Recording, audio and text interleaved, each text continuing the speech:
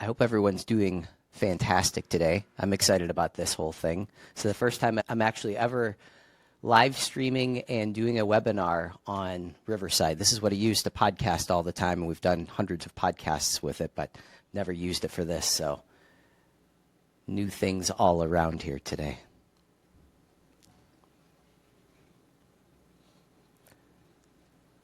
All right, let's see. We're a couple of minutes in. I'd say let's go ahead and get started, and then people can get caught up here. So this, share, and then we're going to do slideshow. There we go. Excellent. So some of you know me already. My name's Matt Shields. I've been in technology for a long time, and really this entire presentation is really going to be based around answering one question, and that is, on a scale of 1 to 10, how confident are you that your next tech deployment is going to be successful? This is something that a lot of companies struggle with, and they don't really ever take the time to set things up correctly. They rely on whoever the contractor is, which obviously the contractor, whoever is coming in to do this work for you, has their own intentions as well, and that is to get the project done. I want to take a few steps back here. In 2008, I was sitting in this very coffee shop in Cleveland, Ohio, and I was watching this guy present the iTunes store. This is brand new, and right away I knew that the iTunes, or apps I should say, was going to be something that people were going to want in their business. I didn't exactly understand how it was all going to fit together, but I knew that this was going to be a thing. Little did I know that I would go on to help companies generate hundreds of millions of dollars by launching various different apps. This is a particular project that we did in combination with Lego and Toys R Us. So we called this the Ultimate Lego Locator, and basically Lego wanted to be able to expose some of their hard-to-find sets or hard-to-find Lego sets to the shoppers. So they did it with this digital device. So basically you could search the entire Toys R Us inventory, and then you could send yourself that set that you were looking to order, and then you would complete that order online. So this was probably in 2015-ish or so, something like that. So again, we helped a lot of companies make a lot of money, but I'm not here to talk about the success. I'm here to talk about that feeling, that pit in the center of your stomach where you don't know what to do. Usually you're feeling this when things are going wrong. I felt this. I was in this exact position because after many years and many successful deployments, we had a technology deployment where the company paid us, we were the people developing this, paid us about $223,000, and it took 2 years to get to this point, and the project ended up failing. Why did that happen? The technology wasn't what failed, but it was actually the internal processes of that company. There were basically blockers that we could not see going into this project, that there was no solution or there was no direct path where the leads and the process would take. Sometimes they would go this way. If this person was involved, they would go this way. And essentially that just created a situation where we could not get past it. So if you've ever been in this kind of situation before, I did a lot of time sitting around and waiting for information from people, waiting for decisions to be made, waiting for processes to be established. And really, what that ended up entailing was just a lot of waste. We would go down a specific path. We thought that we had a direction, and then they would say, no, change it. Let's do it this way. And what ended up happening was sometimes we would flip back and forth a couple of different times where we were doing it this way, and then we would switch and we would do it a different way. So there was a lot of waste in that situation. And as you can imagine, once people started going through this process, once the employees started going through this process, they started to lose interest in this project. And obviously, once they start to lose interest, then everything starts to fall apart. You lose the buy-in, you lose the participation, people are unwilling to test new things, and it just slowly crumbles from there. So that's basically what ends up happening when you're in a project that starts to fail like that. Really, the problem was that they could not make a decision, and this brought me to an old adage where there's a donkey And on one side, he's got a pile of hay, and on the other side, he has a bucket of water. And he kept waffling back and forth. He didn't know what he wanted to do with this. He didn't know if he wanted to drink or if he wanted to eat. And ultimately, he ended up dying. So the moral of the story is it's better to make a decision and move forward rather than just going back and forth and not making any type of decision at all. What really failed in this whole process was the internal communication and collaboration of the company. Again, they couldn't make a decision because meetings are disjointed and there was no real direction. Basically, they would have a meeting to end up having another meeting. And we've all been there before. We've all participated in these types of presentations where maybe one person has all of everyone's attention. They're the voice of the room. They're the outgoing extrovert, and they're giving all of their input. And the guy sitting in the corner doesn't really participate at all and doesn't get any of his ideas out or anything like that. So we came up with a different way to be able to manage this type of a process and make sure that everyone is on the same page before a dollar is spent on technology. That's really what this all boils down to. So most companies try to fix their collaboration problems by just having more emails, more meetings, and it just ends up having more confusion with this process. So you really need to make this process move forward much more effectively. And obviously, these meetings are a huge problem. We're not going to get all the statistics here, but a lot of people would rather do some rather unpleasant things rather than sit in a meeting all day. And that's not even just the employees. That's even the people, the managers, the people running companies. They also feel like meetings are not useful at all. So there really is a better way to be able to do all of this. 64% of employees claim that poor collaboration costs them at least 3 to 5 hours every week in productivity. So can you imagine that? Just because of meetings wasting time, or they even get distracted by meetings where they feel like they should be doing better things that are more important to them, but they're spending their time in this meeting that they don't even feel is worthwhile to begin with. And again, managers, they all feel like they need help as well. This is a problem across the board, not just when you're deploying technology, but obviously with technology, there's large dollar values that are behind this.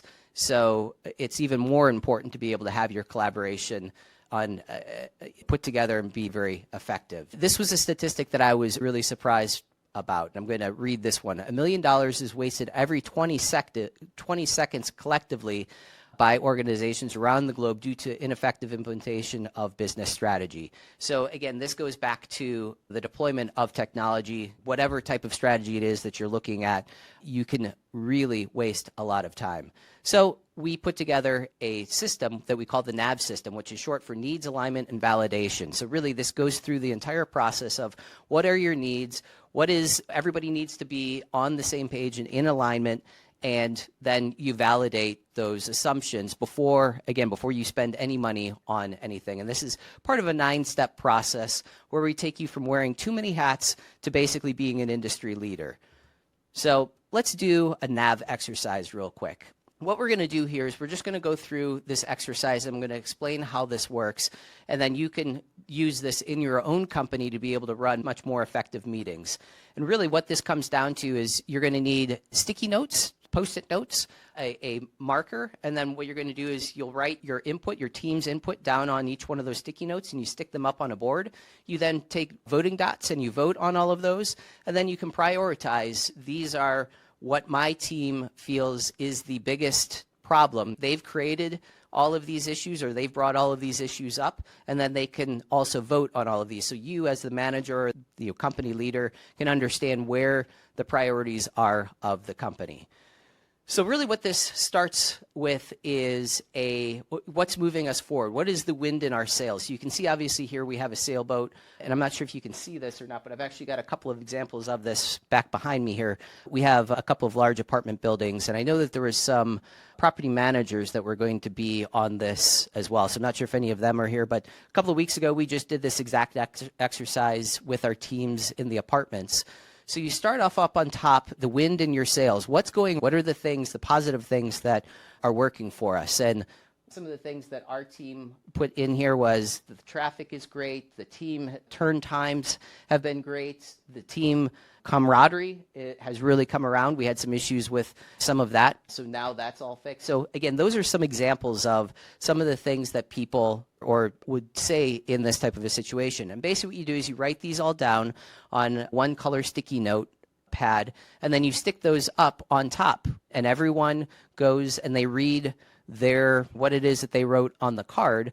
And what this does is it basically gets everyone in the habit of doing this and lightens the room, right? No real work. This is all very positive information. So it gets everybody thinking in a positive direction. So next we go to, you see the anchor on the boat. What's holding us back? What are the things, the challenges that we have in our company and the things that we're trying to figure out, the things that might be causing a lot of frustrations or a lot of friction, a lot of rubs? Those are the types of things that you want to identify. And this is where we're going to start ranking things and taking our direction. And I mentioned before how the company didn't have some of the process sorted out. This is where those types of problems would have shown themselves. If we had started this right in the beginning of the tech deployment, we could have identified all of those issues right off the bat and worked on them before we started on the technology solution and wasting 2 years and $225,000. So these are some of the examples of what people might say for what could be holding us back. And what you do with this layer here, with these anchors, sometimes you're in a situation where your team might not want to necessarily tell you what the problem is. They might feel like, for whatever reason, maybe they're afraid, ashamed to admit it, or maybe there's some type of political reason in the room. Maybe they don't want to say this in front of someone. So you want to make sure that your team understands that this is going to be an anonymous vote. So basically you have them write this all down on the cards, and then you as the facilitator walk around and grab all of these cards, and then you stick those on the sailboat down by the anchor and you read each one of these off. So again, it's a very anonymous way to be able to make sure that everyone in the room is getting a voice. And I'll say that when I did this with our apartment building team, we had the entire team there, the management team, we had the service team, everyone was in there, and typically the service team doesn't really participate all that terribly much. They're normally the quiet ones. They don't really offer all that much input. But with this, it really got them talking. They had a voice. They were able to put their thoughts into this. Next, what you do once you have all of these sticky notes on the board is you give everybody 8 red dots, and they can use those dots to vote on what they feel is the biggest problem that is present in your organization. They can use those sticky dots to vote more than once on a sticky note if they feel like it is worthwhile. But basically what you end up having is this heat map on the board where you can see, okay, these ones didn't get any votes, so they probably aren't that big of a deal, but this one got 5 votes, so this one probably is a big deal. And then what you do from there is you just take this and put it in order of priority. So again, whatever got the most votes is up on top. That's your biggest priority right now, and then you can filter it down like that. So those are how you start working on these types of things. So once you have your problems, typically they're going to be voiced in a very negative way. They came from a negative mindset. So you want to kind of change that wording around a little bit. You use what's called how might we's. That's what HMW is short for. In this particular example, low team morale after restructure is the problem.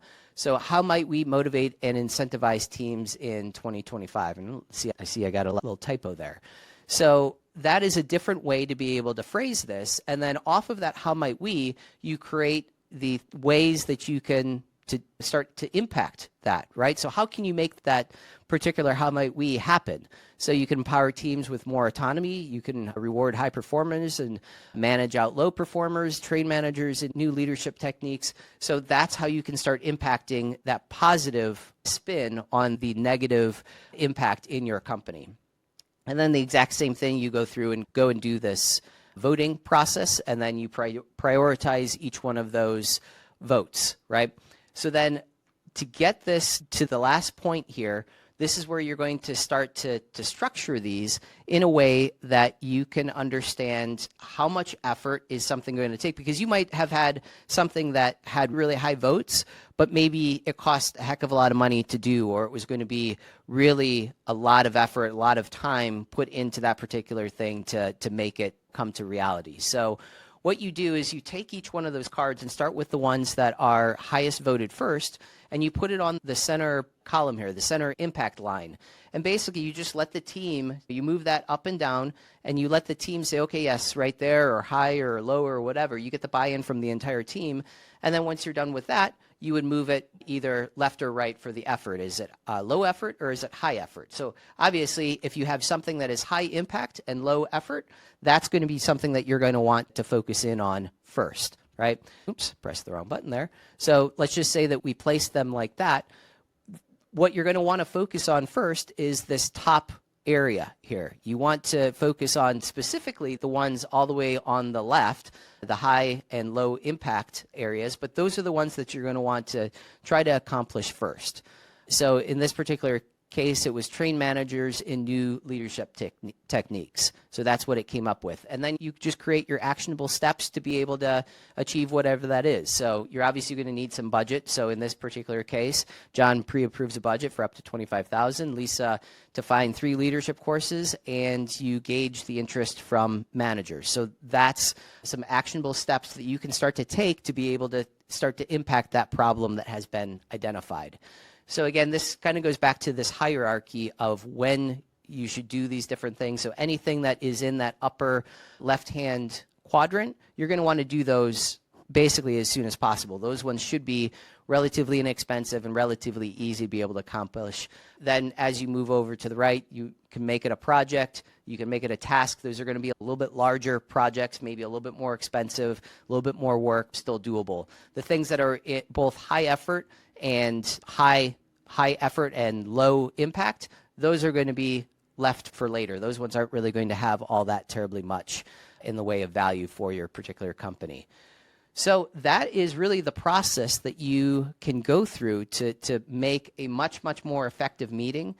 That's going to be able to create a lot more value from the time that you guys gather together. This thing, like I mentioned back here, we were gathered for about an hour, and I can tell you that we would have never gotten halfway through all of the issues that we uncovered had we just had a meeting. We probably would have still been talking there about what we could do. Again, starting is more important than being right. Remember that donkey. You don't want to be the donkey. Make sure you're giving voices to everyone. This is a great way to be able to make sure that everyone is participating. Again, I mentioned the service team and how they typically never do participate, but in this particular case, they were definitely all in. And this is just a lot more fun. When this is gamified, people do participate a lot more. And it's not a situation where people are worried about how people are going to think about their opinions or what they're bringing up. And then, again, you want to make sure that you are creating actionable, tangible steps to be able to move this thing forward. So with that is pretty well everything. If you're interested in taking this further, if you want to talk about any of this, or if you feel like this could be a good solution for your company, feel free to scan that QR code there, and we can get you scheduled here, and we can go from there. But is there any questions that anyone might have? Let's see. Trying to get this back. Actually, no, maybe I'll just keep it like that just in case we need to switch around. Not sure. Let's see. First time being a participant on Riverside looks great.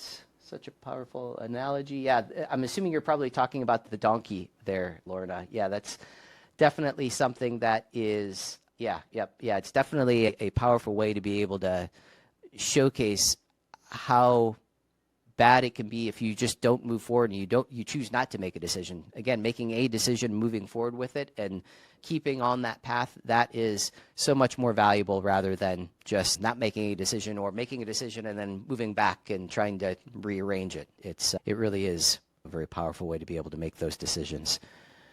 So, let's see. Any other questions or anything? Hey, Emma. Hope you're doing well today.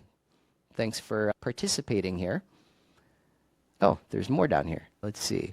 It's about the money wasted on meetings. Yeah, the money wasted on meetings it's incredible when you think about it. And again, we've all been there. We all have been in those types of meetings where it's just a waste of time. Nobody wants to be there, but they feel like that they have to be there because somebody called the meeting. They don't even know what the meeting is about. But yeah, it's, let's see, I love the framework. What do you recommend as a training question at the sailboat to link it to tech? So again, I think that one of the most powerful questions is typically when you're walking into this and you have some type of a technology solution that you are thinking about, and again, companies are all over the place, your team should be familiar with that you are walking down this path. It shouldn't be, this isn't like the announcement that, hey, we're going to deploy whatever, an ERP system or some type of AI. Your team should already be somewhat familiar that something is coming down the pike and we're trying to decide what it is that we want to do. Really, one of the sentences I'll say, or the frameworks that I like to use to get people to start thinking in the right way here is, as the blank, I should be able to blank so that I can blank. So let me fill those in. So let's just say, as the accounts payable person, I should be able to see all of the invoices so that I understand how much we need to pay out and how much we have in the bank, basically. So that's pretty important, right? But if the accounts payable person is sitting in that room and they're trying to figure this all out and they have this, they might be drawing a blank. If you put that in front of them in that way, where as their position in the company, they should be able to do something, they then will start thinking about, oh, hey, I can't do this, or I'm always having problems with this, or this is always an issue. And that's where you start getting those ideas to come out on those boards or on those cards. So I found that is a great way to be able to get everyone thinking in that process, to be able to say that I should be able to do this. I can't do this right now. Or maybe it's when Larry sends me the reports, I need to do all of this work to be able to get it to transfer over to what I need it for in my department. It would be great if he could deliver it to me. So again, that's a way to be able to get everybody thinking in that direction and uncovering those types of problems. So hopefully that makes sense. Yeah, no problem. Any other questions at all, or thoughts or feedback even? Curious if anyone has used any of this before or interested in using a meeting framework like this.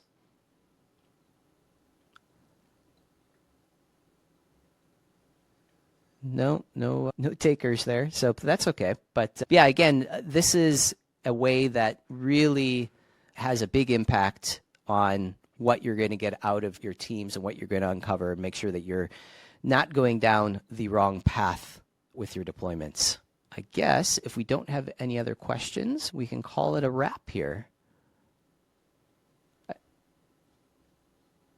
Let's see, I think this will be really helpful for the process I'm about to do for the HR software implementation. Excellent, great. That's fantastic. And actually, that is process for the HR. Oh, okay. I actually didn't realize that was a software that you're deploying. I knew that you were deploying some type of HR. I didn't realize it was software. Yeah. So hopefully this was valuable for you. Yeah. Excellent. Okay. Thanks, everyone. You know how to reach me if you have any questions, and we'll go from there. Everyone have an amazing day. Thank you.